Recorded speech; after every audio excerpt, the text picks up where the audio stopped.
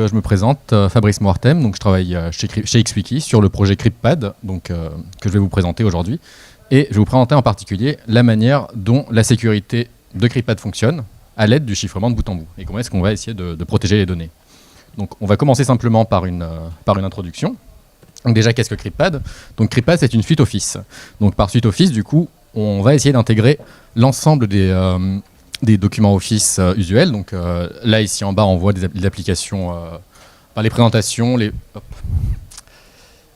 présentations, les feuilles de calcul, les documents Word, documents type Word, donc un texte processor, et aussi d'autres applications comme les formulaires, les Kanban, qui sont un peu plus exotiques. Enfin, les formulaires non, mais les formulaires chiffrés de bout en bout, nous sommes globalement la seule solution qui offront ça. Et aussi édition de texte, diagrammes et Markdown, qui peut être assez utile, enfin nous qu'on utilise assez pour s'échanger des petits bouts de documents formatés. Et donc ce que je disais, c'est exactement ça, c'est que CryptPad est une suite bureautique qui est collaborative. Donc on veut proposer de l'édition temps réel. Pour la collaboration, on a aussi intégré un calendrier, enfin des calendriers. Le seul problème avec ça, c'est qu'ils seront vraiment internes à CryptPad, comme ils sont chiffrés de bout en bout. On n'a pas encore trouvé le moyen d'offrir une API pour l'intégrer à d'autres solutions. Typiquement, on peut à l'instant T exporter le fichier CalDAV, enfin, le .ics, mais du coup, ça sera à l'instant T. On n'aura pas de synchronisation et ça peut être un peu bloquant. Enfin, c'est bloquant. Et un système d'équipe qui permet justement de pouvoir gérer la granularité des droits au niveau des personnes au sein d'une équipe. Donc, avoir des gens qui viennent, qui repartent et pouvoir ainsi gérer les documents auxquels ils ou elles ont accès. Et comme je disais, là où on se différencie des autres solutions, c'est qu'on va être chiffré de bout en bout. C'est-à-dire qu'on va vraiment protéger les données entre tous les utilisateurs, et je vais en parler un peu plus en détail un peu plus tard. Et on a aussi une gestion de droits assez fine grâce à des clés différenciées. Typiquement, on va pouvoir éditer des documents avec une clé de signature qui permet d'authentifier les changements, et on peut lire un document si et seulement si on possède une clé de déchiffrement, de déchiffrement pour le chiffrement.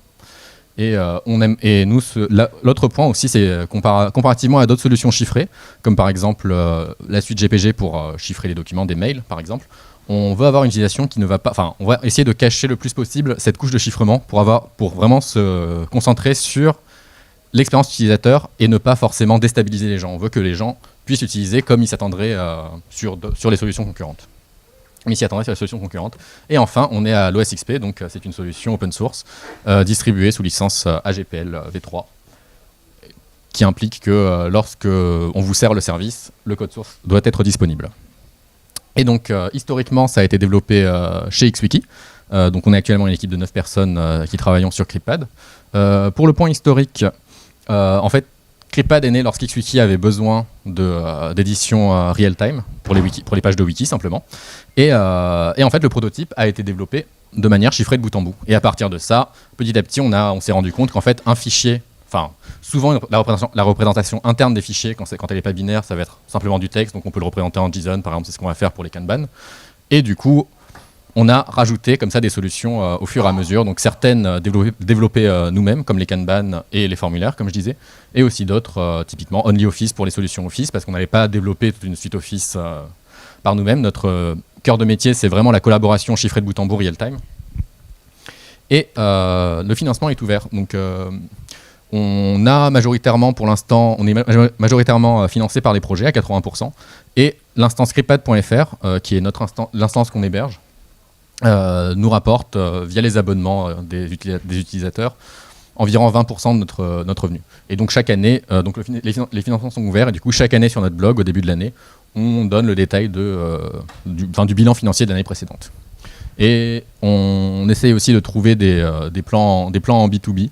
Mais pour l'instant, ça reste assez complexe parce que du coup, je vais vous expliquer un peu ça plus tard, mais toutes ces solutions-là qui vont... Enfin, en gros, les contraintes apportées par le chiffrement, par ces contraintes de chiffrement fort, font que on ne peut pas avoir toutes les fonctionnalités. Typiquement, par exemple, la récupération de mot de passe. Et donc, si quelqu'un perd son mot de passe, il perd aussi ses documents. Et ça, c'est très critique dans une entreprise, par exemple.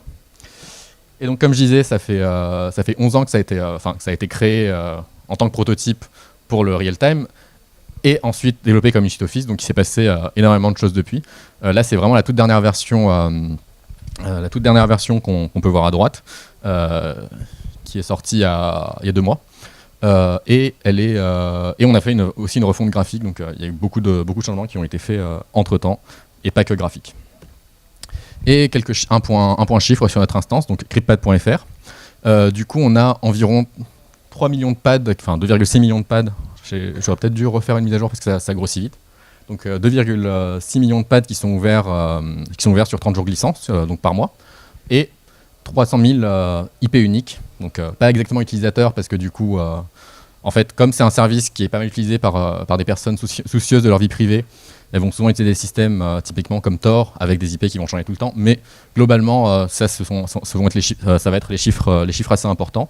Et donc là, au niveau des applications, du coup, ici, on va avoir simplement le texte riche, qui va être pas mal utilisé à peu près à 30%. Puis après, divisé en 3 en parts égales, on va avoir ici les documents Office, les feuilles de calcul et les formulaires qui sont pas mal utilisés en fait pour pouvoir faire des sondages de manière anonyme. Et en fait, là, le dernier croissant, le dernier segment qui reste sur la page chart, c'est simplement le drive, donc l'accès aux documents.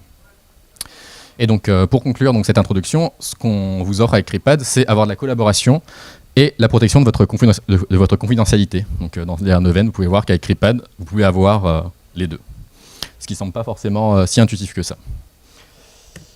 Et donc, comment est-ce qu'on garantit cette sécurité? Donc, comme je disais, par construction, puisque du coup, ce qui est important ici, déjà, je disais, c'est le chiffrement de bout en bout. Donc, ce qui est important dans le chiffrement, c'est pas tant le fait que ce soit chiffré, puisque par exemple, grâce à TLS, grâce au tunnel, on va avoir très, très facilement des canaux chiffrés. Donc, mais entre un client et un serveur, mais typiquement, si le serveur aura les données en clair et s'il les stocke en clair, les données ne sont pas forcément chiffrées. Les utilisateurs de services pourront voir ce qu'il y a dessus, enfin les fournisseurs de services pourront voir ce qu'il y a dessus, même si par une attaque passive en regardant ce qui se passe sur le réseau, on ne pourra rien deviner. Et donc effectivement, si les données fuitent, ça serait dommage. Et ensuite, le chiffrement au repos.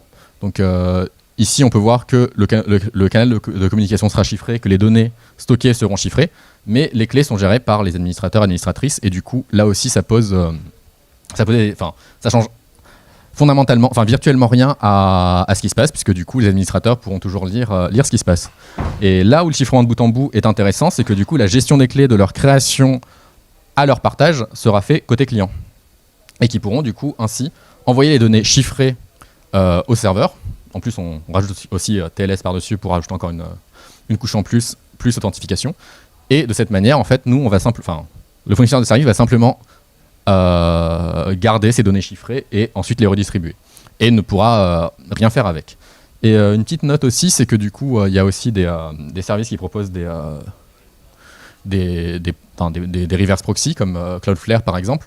Mais du coup, si jamais on les installe à n'importe quel point, si on n'a pas du chiffrement de bout en bout, ils seront aussi capables de déchiffrer le trafic. Et on va encore rajouter une autre extrémité à ce chiffrement. Donc ce qui est important, comme je disais, c'est pas tant le fait que ce soit chiffré. Dire que quelque chose est chiffré, ça veut pas forcément dire grand chose en soi. Ce qui est vraiment important ici, ça va être les extrémités, les personnes qui vont les points de déchiffrement en fait. Même si parfois, dans des infrastructures plus complexes, ça peut être difficile à suivre, surtout en tant qu'utilisateur.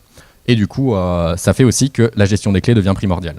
Et ici, nous, ce qu'on cherche aussi à faire, c'est essayer de le rendre le plus simple possible pour les utilisateurs. Et donc, ce qu'il faut privilégier, si on cherche à protéger sa vie privée, sa confidentialité, c'est privilégier les solutions chiffrées de bout en bout. Donc, comme je disais, pour la communication, il y a Signal, Omemo comme protocole, SyncThing pour le partage de fichiers, même si apparemment, c'est pas forcément ce qu'il faut faire par les temps qui courent, et CryptPad aussi pour la collaboration. Et donc, comment est-ce qu'on assure... Ah oui. Mais bien sûr, le problème, c'est que ça ne va pas toujours être possible. On peut avoir des collaboratrices qui ne vont pas forcément vouloir de ces solutions, qui ont leurs solutions déjà établies, qui ont leur stack déjà faite. Bon, si on souhaite protéger ces données, du coup, c'est ce qu'il faudrait faire. Et du coup, ici, comment CryptPad fonctionne? Donc, comme je disais, par construction, nous, on a une approche qu'on appelle Cryptography First. Et du coup, l'idée, ça va être de vraiment tout protéger de la manière dont l'architecture logicielle est faite. Donc par exemple, dès l'identification, lorsqu'on va se connecter, on va utiliser le couple usuel si on nommait pour l'instant l'authentification multifacteur. Du coup, on va avoir un identifiant et une phrase de passe. On va la passer ici, hop, dans une fonction de dérivation de clé, en l'occurrence script, mais c'est pas très important. Et on va générer, du coup, à partir de ça, je vais simplifier, mais du coup, à partir de ça, on va générer globalement des clés cryptographiques. Et du coup, ces clés cryptographiques vont être utilisées pour stocker d'autres clés, de façon à pouvoir, à stocker des clés permanentes qui vont servir à garder vos fichiers, à garder la liste de vos fichiers et vos accès globalement. Donc ça, on le fait comme ça en 2 phases pour que le changement de mot de passe soit plus facile, parce que sinon il faudrait, lorsqu'on change de mot de passe, tout rechiffrer. Donc là, au moins, on n'a qu'un seul fichier à rechiffrer. Et du coup, c'est ce qui va se passer ensuite. Après cette phase-là, on peut avoir accès à ces fichiers, on peut avoir accès on peut ensuite se connecter à la collaboration avec les clés qui sont gérées ainsi de cette manière. Et on n'a pas besoin, en tant qu'utilisateur, de se soucier de tout ça. C'est le protocole par construction qui s'en occupe. Mais du coup, si on regarde un peu, on se rend compte d'un truc, c'est qu'en fait, on n'a pas de base de données de mot de passe. On n'a aucun moyen, comme la fonction de dérivation de clé est normalement à sens unique, on n'est pas capable de retrouver un mot de passe. Et du coup, nécessairement, c'est ce que je disais par le fait d'offrir de la sécurité forte, on perd aussi des fonctionnalités, parce que du coup, on n'a pas de récupération de mot de passe, et donc si on perd son mot de passe, ou son identifiant d'ailleurs, qui a à peu près la même valeur ici, on a juste perdu ces fichiers. Sauf si on les a partagés à d'autres personnes, bien sûr. Et donc ici, on arrive à la description de CryptPad. Du coup, nous, ce qu'on veut offrir, c'est le chiffrement pour tout le monde. Donc on veut rendre le chiffrement facile d'accès, avec une interface familière, comme j'ai dit précédemment. C'est globalement la conclusion de la partie. Donc, avec une interface familière. On veut avoir une utilisation vraiment comme ce qu'on attendrait. On a un drive qui s'affiche, on double-clique, ça ouvre le fichier. On ne veut pas que ça nous explique que, ah oui, et du coup, avec quelle clé vous voulez déchiffrer ce fichier, etc. Et du coup, une fois que le fichier est ouvert, on édite le fichier collaborativement, il y a un bouton partage, on peut envoyer le lien avec la clé du fichier qui est dans le lien, dans le fragment, donc après le dièse. Donc toute cette partie-là n'est jamais envoyée au serveur. Donc c'est comme ça qu'on protège les clés à ce niveau-là. On peut en plus rajouter une couche de protection par mot de passe sur les fichiers. Et du coup, comme je disais, on aimerait rendre le chiffrement facile d'accès. Et on a fait, il y a presque un an, du coup, un audit d'accessibilité WCAG 2.2 d'ailleurs.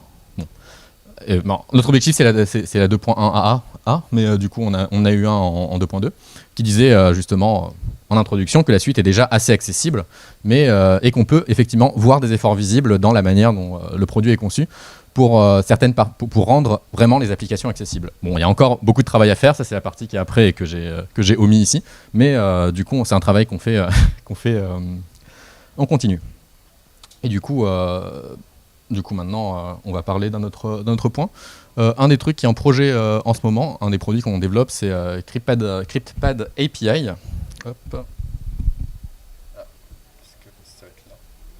Ouais. Ok. Et du coup, l'idée, ça va être de fournir du coup le moyen d'offrir seulement la partie client, de la collaboration. Donc c'est une API côté client qui permet de pouvoir offrir CryptPad pour avoir de la collaboration chiffrée seulement pour hop, tac. Est-ce que je l'ai encore, l'ancien? Ouais. Ah oui, mais après, c'est un ancien exemple. Mais du coup, qui permet de créer une session comme ça à la volée sur des fichiers, qui vous permet du coup ensuite, donc là c'est une démo, mais du coup qui vous permettrait à terme de pouvoir intégrer CryptPad à d'autres solutions, et donc pouvoir profiter sans forcément, pour pouvoir gérer le stockage vous-même et avoir un éditeur collaboratif. Donc,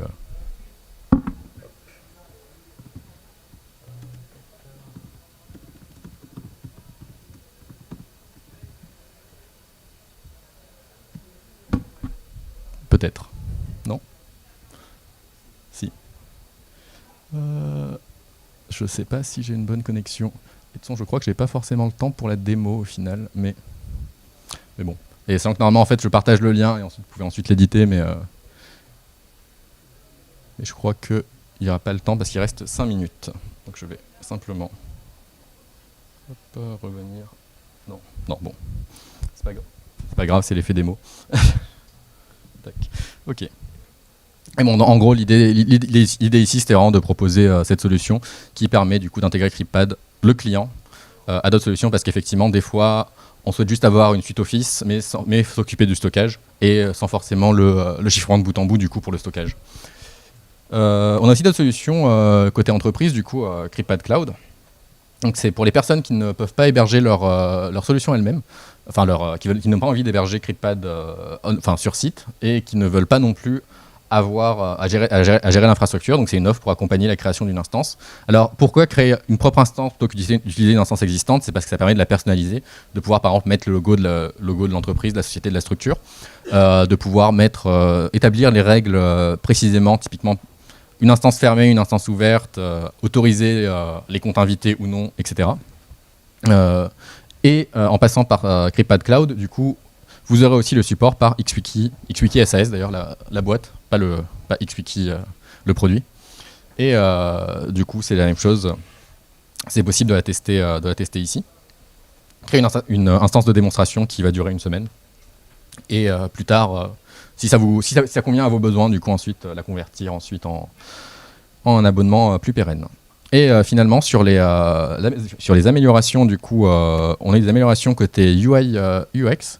Donc on a, comme j'ai dit, avec des nouvelles icônes qui c'était pas un mal. Je le montrerai ensuite au slide d'après. On a rajouté le chargement en arrière-plan pour l'expérience utilisateur aussi, parce que du coup avant il fallait attendre que tout soit chargé avant de pouvoir accéder au fichier. Là maintenant on va charger le fichier en priorité, histoire d'avoir, bon ça se voyait pas sur la démo que j'avais fait précédemment, mais du coup histoire d'avoir accès à l'éditeur en premier et pouvoir commencer à éditer pendant que les tâches de fond se font. La même chose, cette barre de chargement du coup a été modernisée. Toujours le travail sur l'accessibilité. L'utilisation sur mobile aussi, qui est un point important, puisque du coup on aime, nos jours c'est aussi un terminal sur lequel qu'on va beaucoup manipuler pour partager des fichiers. Si ça prend 2 minutes à charger sur un téléphone, ça va pas être possible. On aimerait bien avoir une application mobile, mais on n'a pas forcément la force humaine pour. Et ensuite, un simple point, avant il y avait un pop-up qui disait faites des dons sur Open Collective lorsqu'on répondait à un formulaire. Et effectivement, c'est pas forcément ce que les gens attendent en répondant à un formulaire, de se faire attaquer par ça. Et puis d'autres changements aussi, typiquement l'ordre naturel dans le drive, c'est-à-dire que si on nomme ces fichiers quelque chose 1, 2, 3, 4, 5, 6, 7, et ben du coup 11 n'apparaîtra pas juste après 1, il apparaîtra après 10. Enfin, même 10 apparaîtra après 9 et pas après 1. Voilà, et donc du coup les nouvelles icônes, comme je le disais, du coup ressemblent à ça, donc c'est les mêmes images. Ok, je me suis trompé dans mes slides. Ok. Les nouvelles icônes ressemblent. Oui, là c'est bon. Ressemble à ça. Alors, je vérifie quand même. Non, c'est pas du tout les mêmes images, c'est bon. Du coup, c'est bon. Donc on a fait une refonte des icônes, on a aussi refait une refonte de la manière dont elles sont gérées en interne. On passe par Lucid maintenant, plutôt que... Pardon ? Oui, parce que là, c'est des dossiers et pas des fichiers. Il y a les dossiers en premier, puis après... Mais oui, effectivement, cet exemple-là, il est... n'est pas nécessairement le meilleur. Mais du coup, effectivement, voilà. Donc, on a les nouvelles icônes, la même chose pour les menus. Donc, ça leur donne un aspect un peu plus moderne. Et en même temps, on a aussi changé l'architecture sur la manière dont elles sont gérées. Donc, ensuite, pour le futur, changer les icônes sera plus facile. Et donc là, comme il reste 1 minute 30, j'en arrive à la conclusion. Et donc, comme je disais, du coup, on avait cette refonte du système d'icônes. On a aussi d'autres choses en développement en ce moment. On développe aussi un serveur scalable qui peut passer à l'échelle, puisque du coup, à l'heure actuelle, le serveur de CryptPad hérite une dette technique assez importante. Et comme vous avez vu, on a beaucoup de trafic au final sur notre instance, et donc on commence à atteindre les limites où on ne peut pas juste rajouter plus de RAM, en plus maintenant il coûte cher, ou rajouter plus de puissance dans la VM. Donc là on est en train de refaire un gros refactor au niveau du serveur. On a aussi fait du coup cet été, j'ai fait avec un stagiaire du coup des expérimentations post-quantiques. Donc on a un peu évalué à quel point c'était possible. On a évalué les différentes solutions qui ont été standardisées par le NIST ces dernières années, dont il existe des implémentations donc en JavaScript, c'est du coup CryptPad en JavaScript. On a fait les tests en termes de performance, on a intégré au produit et on a essayé vraiment, et on a vu qu'effectivement il y avait 2-3 points où il y avait 2-3 hacks cryptographiques qu'on a qui sont pas transposables en crypto post-quantique, et d'autres problèmes de performance. Donc c'est pas encore complètement mature, mais on aimerait y aller à terme pour la sécurité toujours. Et on a aussi eu un audit de sécurité par la BSI par rapport à OpenDesk. Mais du coup, on a eu un audit de sécurité par la BSI qui s'est bien passé. Et donc, pour conclure, du coup, vos données sont précieuses, donc protégez-les. Et CryptPad propose du coup une alternative libre à Google, aux solutions américaines, comme Office 365 ou Google Workspace. Et l'objectif est de proposer le moins de friction possible par rapport à l'utilisation à laquelle on s'attendrait. Et on a toujours quelques limitations dues au chiffrement, et c'est toujours en constante amélioration avec notre équipe. Merci.